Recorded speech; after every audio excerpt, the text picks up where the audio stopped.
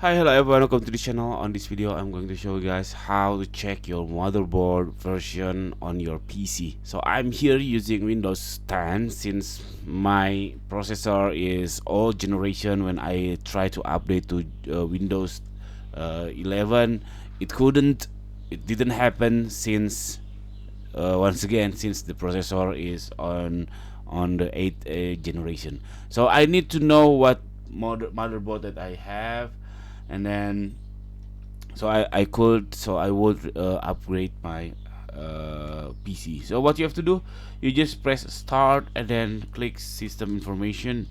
It's very simple to do, and then you will see this kind of window, this kind of page, and then this is the motherboard information that you have. This is the system manufacturer, the Gigabyte Technology.co Ltd. This is mine, and then this is the system model. You just googling it by yourself. For instance, I will googling this version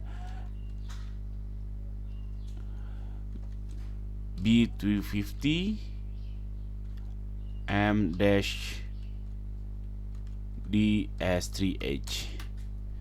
So this is my own motherboard, so I know the socket. See, as you can see, I have this motherboard support only 7th and 6th generation of Intel.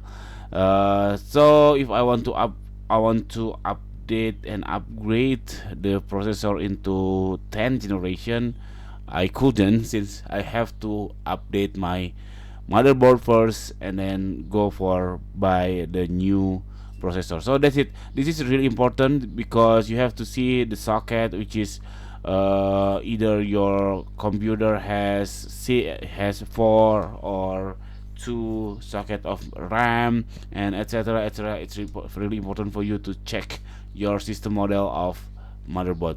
So that's it. This very simple tutorial. I hope it's helpful for you. If it does, please subscribe our channel, or you can click thanks on down below. We will really appreciate that. See you on the next video. Bye bye.